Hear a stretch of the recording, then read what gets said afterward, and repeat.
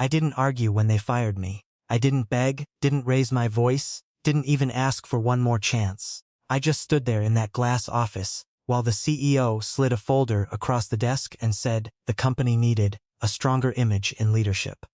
Then he looked at my worn shoes, my wrinkled shirt, the lunchbox I had brought from home, and gave me the kind of smile people use when they think they're better than you. I picked up my backpack, thanked him for the opportunity, and walked out in silence. Everyone in the open office watched me leave like they were witnessing a funeral.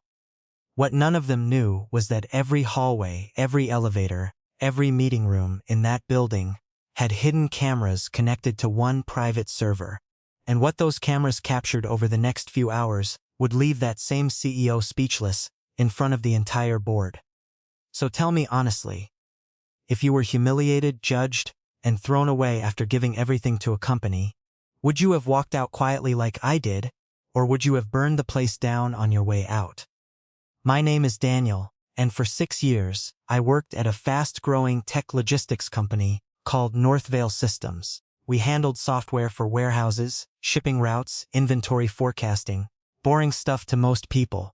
But I loved it. I loved solving problems. I loved building systems that made chaotic things run smoothly. I started there when the company had 30 employees and folding tables for desks.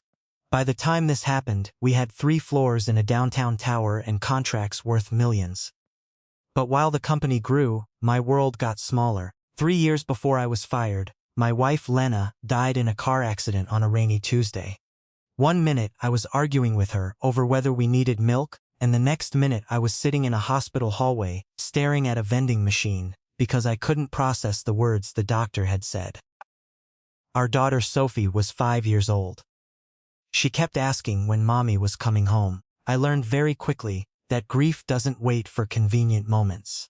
It comes while packing lunches, while tying shoelaces, while hearing your child cry in the middle of the night. It comes while trying to keep a job because rent doesn't care that your heart is broken. So I became 2 people overnight: father and mother, comforter and disciplinarian, cook and cleaner, employee and exhausted human being running on coffee and guilt. Every morning I woke up at 5, made breakfast, braided Sophie's hair badly, packed her school bag, dropped her off, and raced to the office. I was late sometimes by 3 minutes, maybe 5. But I also stayed late from home after she slept. I answered emails at midnight. I fixed server crashes from playground benches. I joined meetings with a mute button while stirring pasta. Nobody saw those parts. They only saw a tired man whose shirt wasn't always ironed. At first, the old CEO understood. He had kids. He'd pat my shoulder and say, "You're doing fine." But then he retired and in came Victor Lang. Victor Lang? He was 42, polished, expensive, and obsessed with appearances. He believed leadership should look aspirational. He replaced practical furniture with imported glass desks. He hired consultants who used words like synergy and optimization, while asking engineers what exactly coding was. He loved posting on social media about culture and excellence. The first time Victor noticed me was at a quarterly presentation. I had built a forecasting tool that saved one of our largest clients nearly $500,000 in shipping waste. It was my project from start to finish. I stayed up nights creating it. But when I walked on stage to explain the results, Victor stopped me in front of everyone and said, "Actually, Daniel, let's have someone more client-facing present this." Then he waved over Bryce from sales, who had never touched the project. The room laughed awkwardly. I stood there holding my laptop like an idiot while Bryce repeated slides I had made. That should have been my warning. But I needed the paycheck, the health insurance, the school tuition plan. Single parents don't have the luxury of dramatic exits. We endure. Over the next year, things got worse in small ways that are hard to explain unless you've lived them. Important meetings scheduled at 7 p.m. When Victor knew I had to pick up Sophie. Promotion discussions delayed. Bonuses reallocated. My requests for 1 remote day a week denied while younger managers got flexibility packages. Comments like, "Maybe you should focus on family instead of leadership ambition." The cruelest discrimination often arrives wearing a smile. Still, I kept working. Because Sophie needed braces. Because the landlord raised rent. because grief had already taken enough from us. Then came the week everything collapsed. Northvale was pitching a national retail chain. A contract so large it would double our revenue. I had designed the back-end model that made the proposal possible. Everyone knew it. But Victor announced that Bryce would lead the client rollout and I would support from behind the scenes. I remember nodding while something inside me went cold. That night Sophie asked why I looked sad. I lied and said I was tired. She brought me one of her crayons and said, "Draw happy then. Kids think pain can be colored over." I wish they were right. 2 days later, Sophie's school called at noon. She had a fever and was asking for me. I went to Victor's assistant and said I needed 1 hour to pick her up and settle her with our neighbor. The assistant looked nervous and said Victor was already angry about deadlines. I went anyway, because that's what parents do. I picked up my burning hot daughter, carried her to the car, and listened to her whisper, "Sorry, Daddy." I told her never apologize for needing me. I logged back in from home within 90 minutes. I sent updates.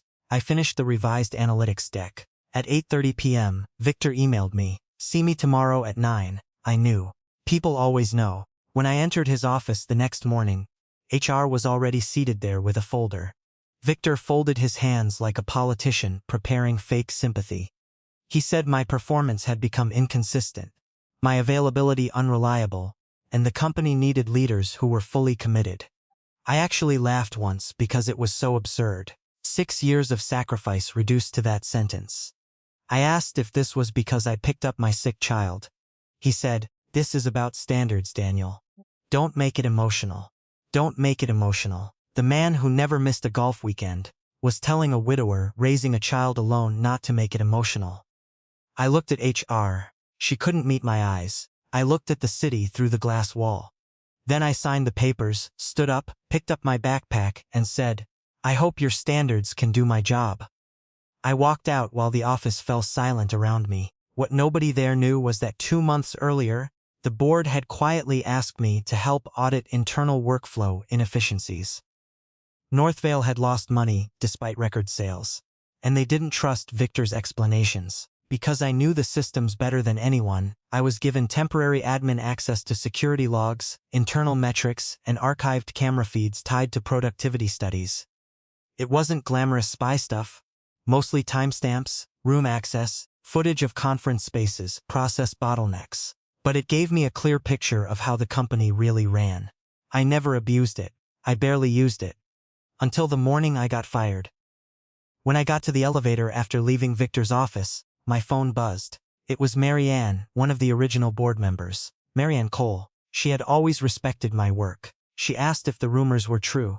I said yes. Then there was a long silence. Finally she said, "Can you come to the board meeting at noon?" I almost said no. Pride, exhaustion, humiliation. All of it sat heavy in my chest. But then I thought about Sophie sleeping at home with a fever. I thought about every late night, every stolen credit, every parent made to feel disposable. So I said yes. "Before I tell you what happened next, I want you to put yourself in my place.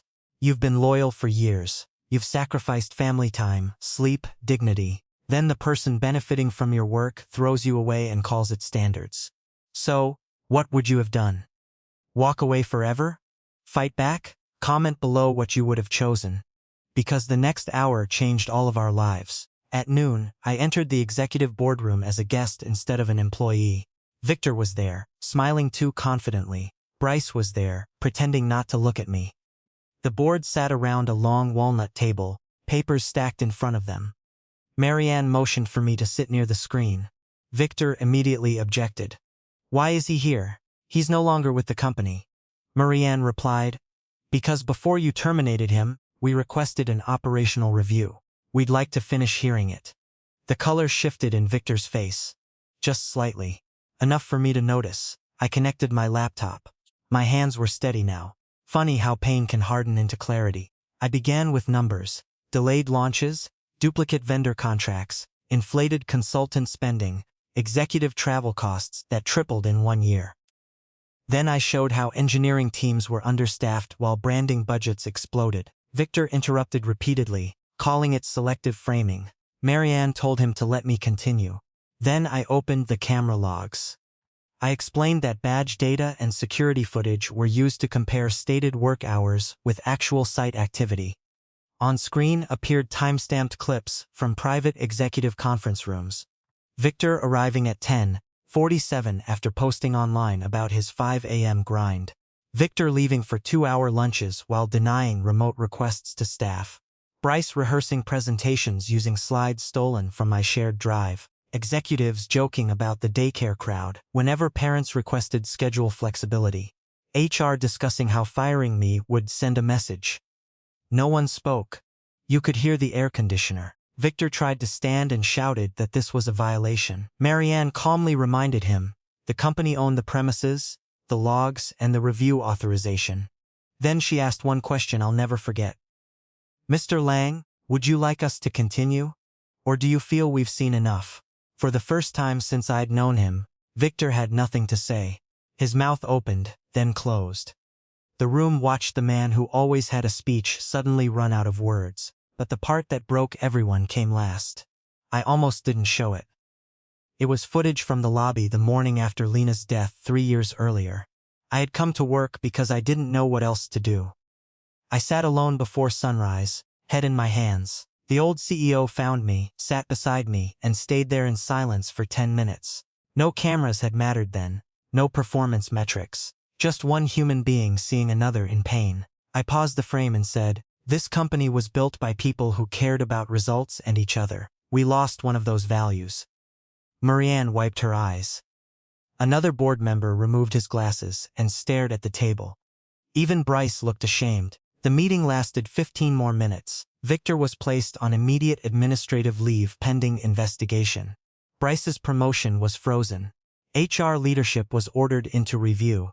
And then Marianne turned to me and said, "Daniel, your termination is rescinded effective immediately. But more importantly, we'd like to offer you the new role of Director of Operations, reporting directly to the board while we restructure." I just stared at her. After everything, I didn't know whether to laugh or cry. I accepted on one condition: a formal flexible work policy for caregivers and parents across the company, not just executives. Paid emergency family leave. Transparent promotion criteria. Credit tracking on internal projects so no one could steal work in meetings again. Marianne smiled and said, "Draft it." When I got home, Sophie was awake on the couch wrapped in a blanket. She asked, "Did they fix your sad face?" I knelt beside her and said, "Yeah, baby, I think they did." Then she touched my cheek and said, "Good, you're my favorite face." That was the moment I finally cried. Not in the boardroom. Not when Victor went silent. On the couch, beside my feverish daughter, because winning means nothing if you can't share it with the person you fought for. The months after were not magical or perfect. Rebuilding trust never is. Some people left. Some people apologized. Some people only changed because policy forced them to. Victor resigned before the investigation concluded. Bryce eventually came to my office and admitted he had spent years chasing approval from the wrong people. I told him growth starts when excuses end. He became better after that. As for Northvale, we became profitable again within a year. Turnover dropped. Parents stopped hiding school pickups on their calendars. Young employees got recognized for real work. The culture posts online became less polished and more honest. And me?